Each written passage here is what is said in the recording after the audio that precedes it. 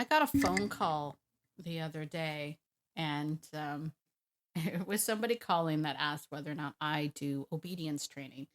And I ended up, and this always happens to me, honestly, I end up humming and hawing. I'm like, no, it's not really what I do. And then they're like, what do you do? And I'm like, well, my company's called Beyond Obedience for a reason.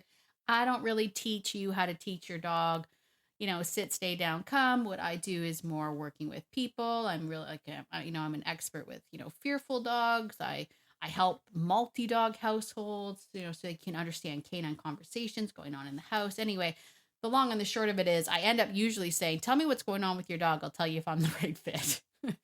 And I will honestly say 9 times out of 10, when people are calling looking for obedience training is not what they need. And it's not your fault. I will say this. It's not your fault. If that's you, if you're like, I'm having this problem, it's not your fault. If you go to the Googles and you're like, I need help with my dog with this, you're going to get a dog training site. You might get dog training classes in your area. You're going to get this idea that the way to fix the dog is to teach your dog obedience, is to do quote unquote training. And I'm here to tell you, if you are someone in particular who has newly adopted a dog, so not necessarily a puppy, but a dog, I'm be willing to bet if you're struggling right now, obedience is not what you need. And I'm going to talk today. That's what we're going to talk about today. Stop trying to train your newly adopted rescue dog, and I want you to do this instead. So if that is you, you're in the right place. If it's not you, or if it's someone that you know that has recently adopted a dog or is thinking about adopting a dog, please share this episode out, because this, I think, makes or breaks the success of your newly adopted dog. And we know that there is a lot of transfers and a lot of rehoming that happens in the dog world. I really hope that this helps you and helps dogs all over to get it right the first time. That's what we're talking about today. So, remove all distractions. Let your dog in, let your dog out, whatever you need to do, because we're getting into it right now. Are you worried that your fearful dog may hurt someone or something else? Do you have to prepare just to take a walk around the block? Hi, I'm Tracy, and I too had that dog. The one that you could only walk at nighttime when no one else was around. And I felt ashamed, and oh gosh, I wish that people could just see the dog that I know and love. I wanted the confidence to be able to walk my dog and not have to worry about who or what was around the corner. And I kept telling myself that if I just keep doing obedience drills and distracting with treats, that things would get better. Until I found the secret. Fear is not something that you can train out of a dog. In this podcast, you will find tips to help build your dog's confidence naturally, communication and understanding to foster that trust, and how to address those fear-based behaviors effectively so that you can enjoy a stress-free life with your dog. So if you're ready, stop chopping those chicken wieners, grab your notebook, and let's get to it. Hello, and welcome to Beyond Obedience. My name is Tracy. I'm your host. I'm so glad that you are here with me today, my fellow dog-loving friend, because this is a great topic, and I'm excited to get into it. I'm excited to get into it because I really do feel that with all of the amazing dog lovers like you that are out there rescuing dogs and bringing new dogs into your home, I think this is probably the best advice I could give you. I think it's the best advice I can give you, and I'm gonna split it up into two different parts. I'm gonna give you 3 things that you need to do for your newly adopted dog, and I'm also gonna give you 3 things for you, the human, right? So there's a lot of good juicy stuff in this episode. Before we get into it, I just wanted to say again just how overwhelmed I have been with all the love and support that has been coming my way. Thank you to everybody that is on that. Thank you to everyone who is pen pals to me. If you reached out to me via email and sent me a note wishing me all the best with my Lyme disease recovery, with also dealing with the death of my beloved dog. I thank you.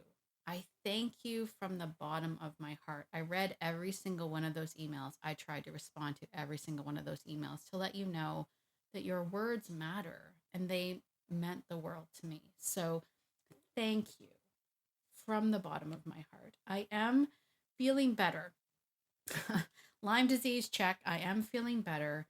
I am getting through the emotional stuff, and I know that your words helped. Let me just say that your words helped me. So thank you very, very much. And if you are not already on my pen pal list, if you're not a member, if you're not on that pen pal list, please be sure to do that. It's real easy to sign up to be a pen pal with me. You're just going to go to beyondobedience.ca. Okay, not .com. Okay, it's beyondobedience.ca. And you're going to wait on the page for a second. A little pop-up menu is going to come up. It's going to say, do you want to be part of the Canine Chronicles? You just give me your name, give me your email, and that's it. Now we're pen pals. Now we can stay connected. And you want to be connected. I'll tell you why. There's so much exciting things happening. Beyond Obedience is going through a little bit of a refresh, a little bit of a rebrand. We've got a brand new program coming out. You want to be the first to know about it. You want to be the first to know about it, and you will if you're pen pals with me. So make sure that you do that. All right, let's jump right into this topic because this is a good one. And as I mentioned, I receive phone calls all the time, and generally speaking, everybody that calls me asks the same thing. Do you teach obedience? Do you teach classes? That's their very first question. And my answer is always no. I don't. I don't teach classes. And the reason for that is because if I'm being perfectly honest with you, I used to just teach obedience. I used to do board and trains. I used to do all of that stuff. And what I found is that while teaching obedience or English as a second language is an important skill, and I'm not trying to take that away, it's not where people are struggling. It's really not where people are struggling. And you can, if you wanted to, you can find, you can learn how to train a dog with books, with online courses. Like you can find all that information out there. And many of us dog lovers, this isn't our first rodeo, right? We know how to teach a dog how to sit. We know how to teach a dog how to, how to lay down. Like we know these things. And even if you don't, that's no shade, no shame. I'm just saying that's not really, generally speaking, when people get to a point of frustration where they're calling for a professional, it's not generally going to be fixed by teaching a dog a well-timed sit, is all I'm saying. Okay. So I wanted to talk about this in particular when it comes to the idea of adopting a newly rescued dog. Okay, as was the case that happened this past week where I got the phone call about this new rescued dog. Now, this dog is a 7-month-old puppy. So am I saying that this puppy doesn't need some obedience? No, of course not. It probably does, especially if it hasn't had any previous training. Obviously, it does eventually, but it's not the first thing that I want you to do. And I want to make sure that people really truly understand from the dog's perspective when it comes to dogs that have been rehomed, what is happening to them in those first hours, those first days, those first weeks, even those first months of them being in their new environment. That's what I want to talk about today. So I'm just going to give me 1 second here. I'm just going to move. It's got to move something over. This is technical stuff behind the scenes so that my computer doesn't stop. There we go. So as I mentioned in the beginning, I'm going to split this up. I'm going to give you 3 things that I want you to do with your dog. And then I'm also going to give you 3 things that I want you to do for yourself. Okay. So let's start with the dog stuff. First and foremost, okay, when we adopt a brand new dog, I want you to step inside the mind of the dog. I want you to really think about, just take a moment and internalize what is happening for the dog, no matter what the situation is. And I'm not even talking about dogs that have had, any amount of trauma or abuse in their background. I'm just talking about, this is a In this case, it was a truckload of dogs that came up from a Texas rescue, right? So let's think about what happens in the dog's mind when they are rehomed. There is a lot of uncertainty that happens for dogs, right? In this particular case, these dogs were put in a big old, they were put in crates, they were put in a big old transport, they were driven for many, many days in a vehicle. Perhaps they were flown in. I don't know, actually really know the details, but either way, thrown in a crate, thrown in a plane, thrown in a car. There's lots of smells and sounds and chaos going and so much uncertainty. And when we think about the dog's mind, when we think about dogs, who they innately are, dogs are a very socially driven species, generally speaking, right? They are born into a litter of other puppies if they're so fortunate. Obviously, there are certain circumstances where there's only one pup or whatnot, but generally speaking, dogs are born and raised in an environment that has other dogs, competition, other puppies. They have their mom, they have all of this stuff. So they are raised in an environment that is very socially driven. Okay. That's why they do so well with us. That's why they are so keen to jump into our lifestyles and be a part of our families because of that social drive.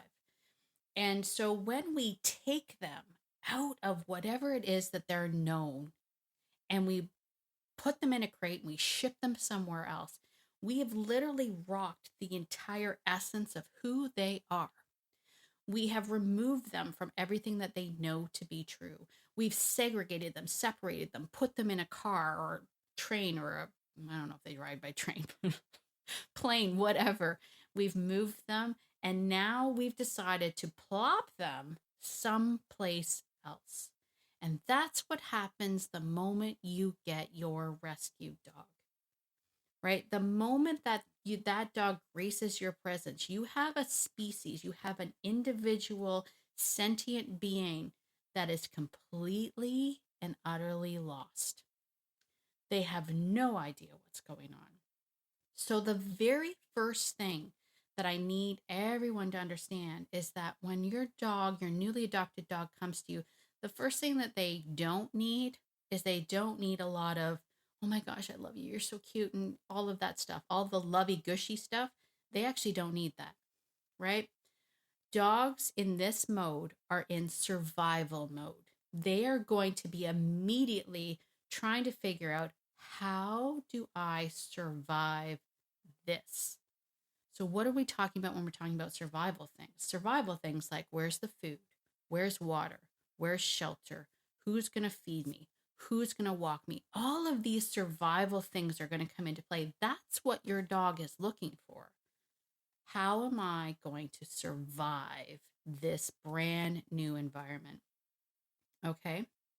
So, keeping that in mind, when our dogs come into our new life, our human instinct, especially if there's a story. Oh gosh, if there's a story with your dog, a sad story with your human instinct as a loving human is going to be, I am going to give you everything, right? You are going to have the best life with me. You are going to have the best food, the best bed, the best toys. I'm going to take you on all these adventures. You're going to have everything. And we have this, um, like, everything the light touches, Simba, is yours kind of attitude when we bring a new dog in. We want them to know, I know you were in a crate for 4 days or 5 days in a car, or you were in a plane, but now you have all this freedom. And it's probably the worst thing that we can do for our dogs. It's probably the worst thing that we can do for our dogs because, as I told you, the dog's first thing is, how do I survive this? Who's in charge? Who feeds me? Where do I sleep? Like they're looking at the basics of survival right here, right now. And we're going, you have all of this. Look at all of this, right? So the very first tip that I can give you for your brand new dog, the very first moment that you bring that dog home, is I want you to make your new dog's world very small as you can make it. And the reason for that is because, again, if you have this idea of, look at this whole house is yours, that's way too much real estate for a new dog that's literally trying to figure out how to live, literally going through all of the motions of survival. It's way too much. They're like, I have to know what's going on in all of these rooms and in this big house. And it's way too much. So we want to make everything as small as possible. And believe it or not, even though they came in a crate, I would say you want to keep the crate. I would make it as small as possible. Let them know that this is all you have to worry about right now, right? And then as we start building trust and we're going to build their word outward. We're going to build their world out from that. Okay. Just realize I'm just getting all mumbly jumbly there. Right. So we start small as we can possibly get. And then we're going to build out as we see that the dog is starting to settle in. We're going to build that world outwards, not the other way around. What normally happens is people give way too much real estate, too much stuff. The dog gets overwhelmed. They get panicky and they can't make heads nor tails of what's supposed to happen. What am I supposed to do in this room? Who's in charge over here? What am I supposed to do? Make it as small as possible. Okay.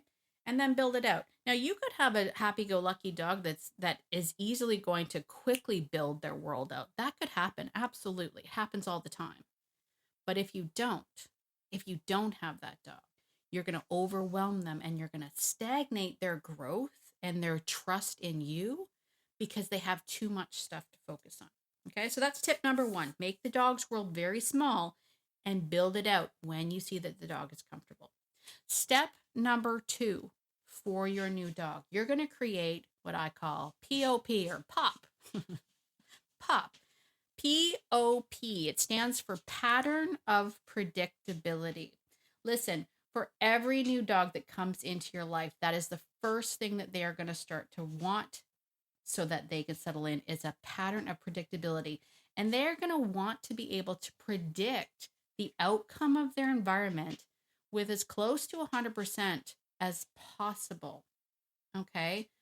So how do we do that? We literally start making patterns and routines, right? We want to get the dog know, hey, I'm the one that's going to feed you. I'm going to feed you at this time every day. I'm the one that's going to walk you.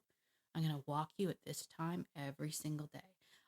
This is where your water is. It's going to be here for you all the time. This is where you sleep. It's going to be here for you all the time. It's going to have all of your We're going to just start to create this pattern so the dog can start to settle in. And this is true for everybody. This isn't just a dog thing. Pattern of predictability is something that we all need in order for us to settle in, right? And I've mentioned this example before, but it was the same thing that was true for me when I moved here to Nova Scotia.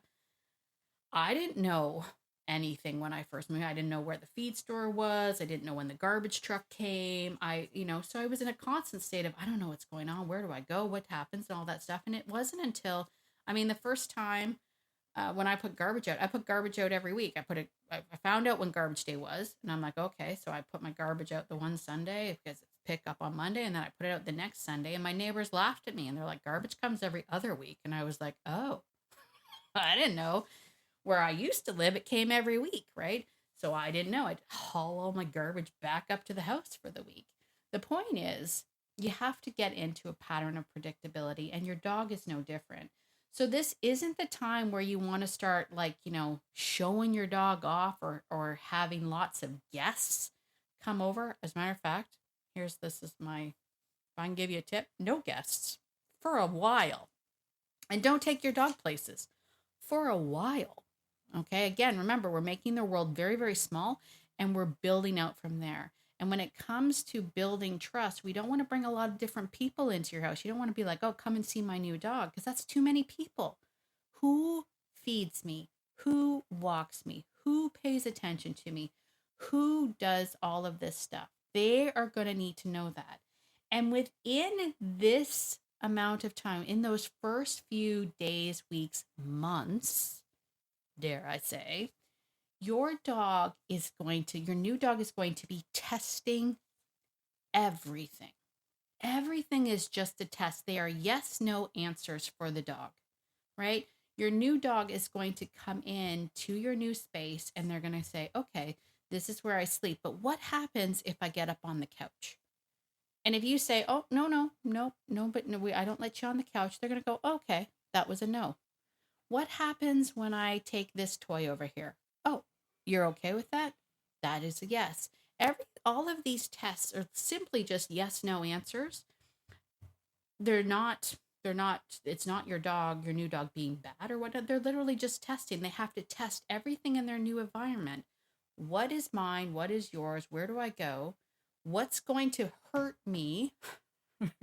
I say that because in my house, we have a cat.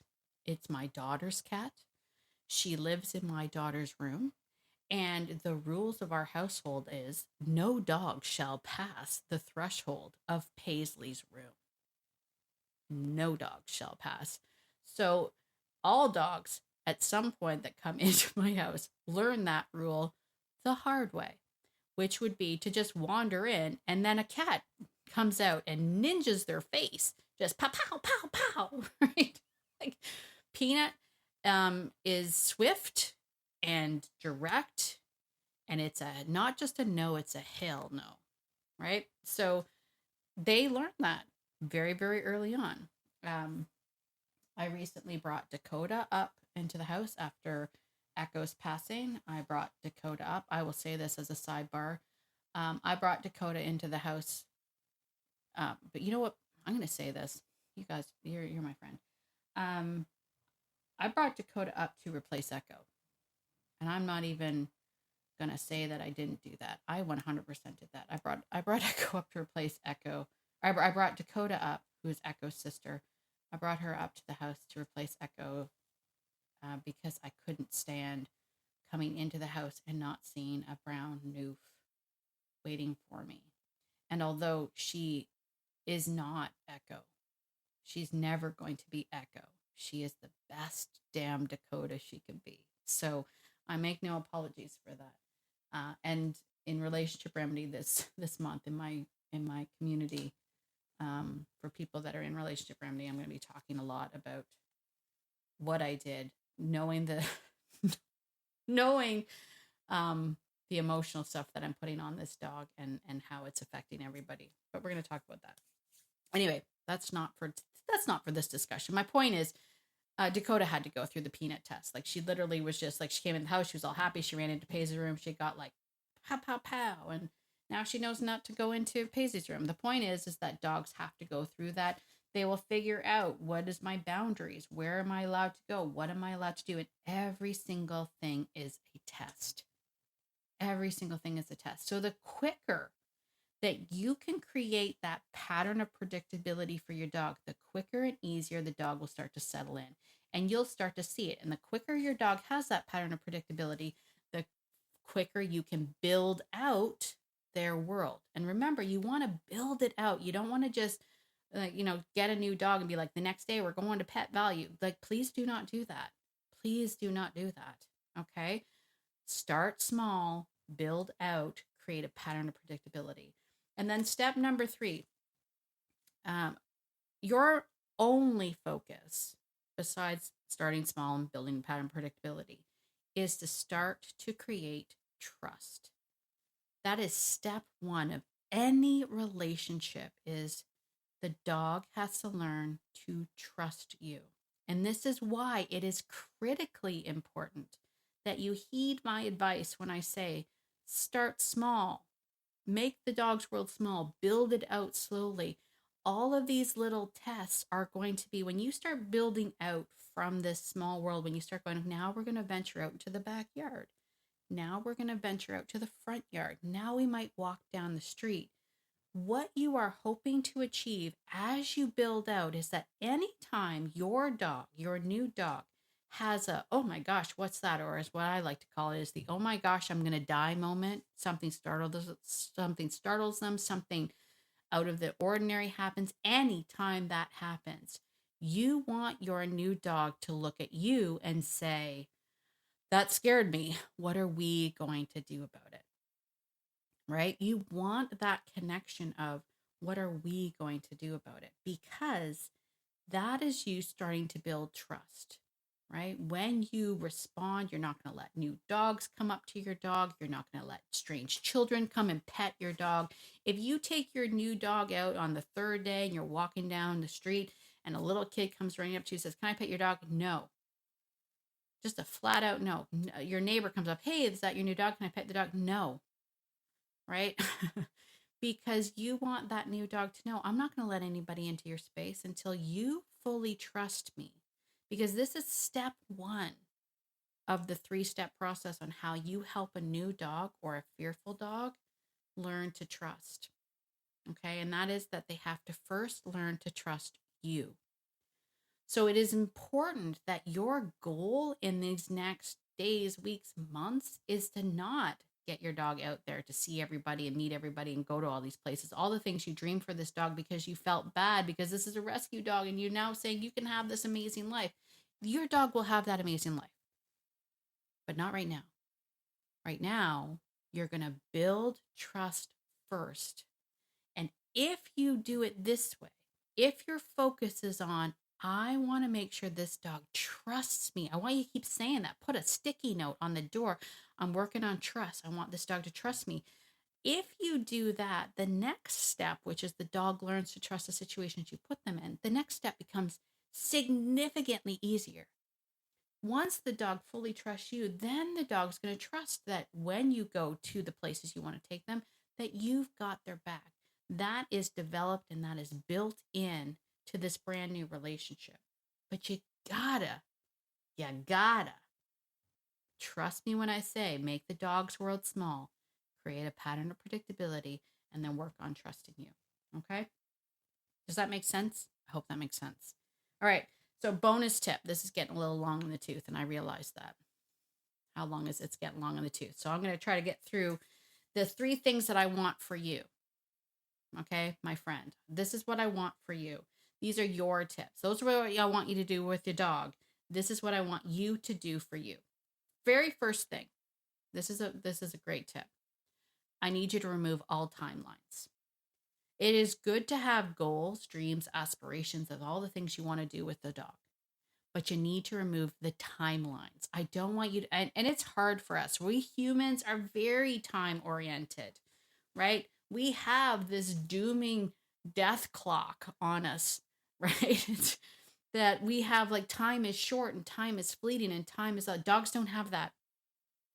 Dogs do not have that same timeline.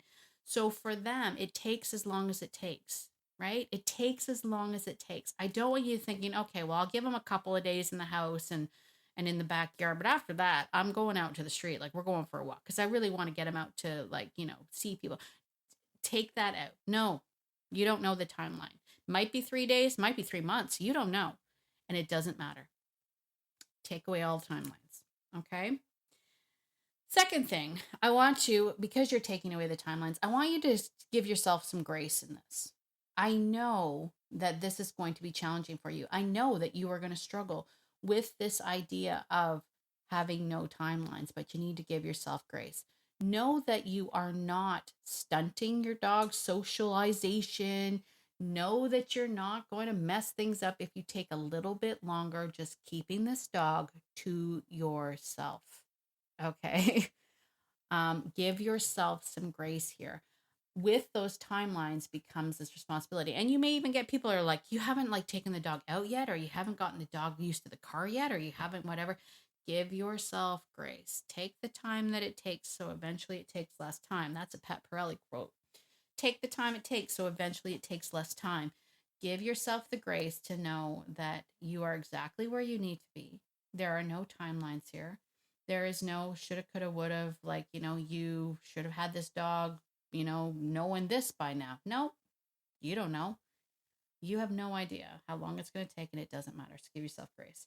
And the third tip that I can give you, and this is, well, all of the tips are good. Like, why would I give you garbage tips? I'm just going to say this is a good tip. Is that I just want you to just be with the dog. Okay. If you haven't heard the be with episode, do be with.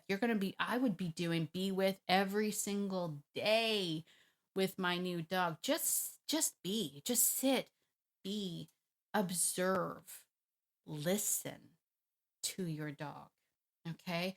That's the difference, right? And I think it literally is the big key to everything. Generally speaking, when we get a new dog, we want to do. Got to train the dog, got to get the dog, got to do that, blah, blah, blah, blah, blah, blah. Just stop. Just be. Just observe. Just listen. Remember, if you're talking, you're not listening. Listen to your dog. It's so important. It's so pivotal in these first few days, weeks, months, because this is when your dog is going to be asking you questions. They're going to be offering you up behaviors. They're going to be telling you so much of their story. Their story will unfold in front of you if you are quiet, if you listen to what the dog is saying. Let them tell the story. Oh my gosh. I just realized that's even better. Let them tell. I'm going to say it again. This is literally me all the time. I'm like, I just said something really smart. Let's say it again. I just said something really smart, my friend. And I'm going to say it again.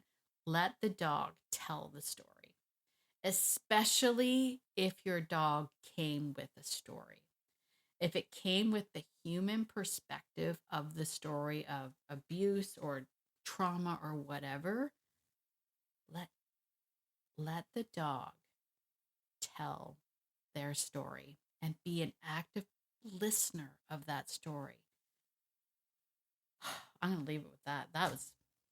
Come on. Like that. Come on. That was good.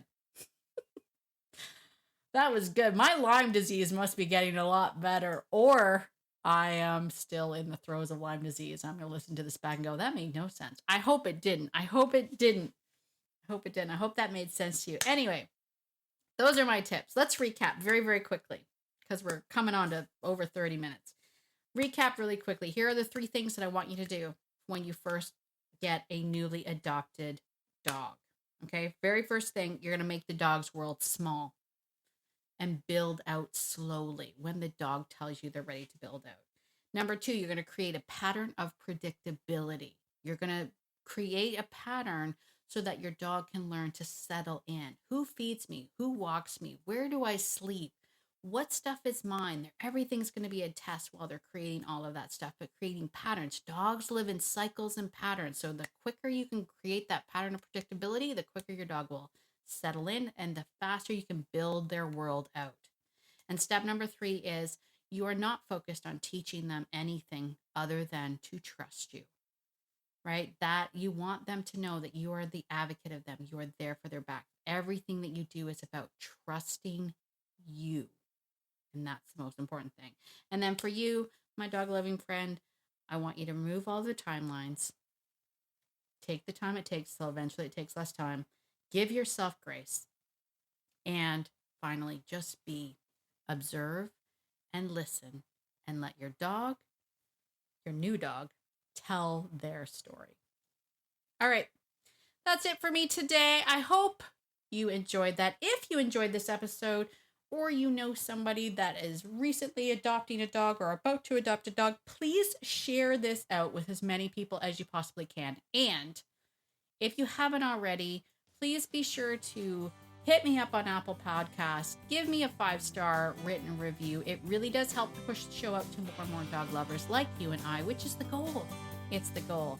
And as always, get out there today and be the person that your dog thinks you are. Because your dog thinks you're amazing, and so do I. Have a great week, everybody, and I'll talk to you all next week. Bye for now.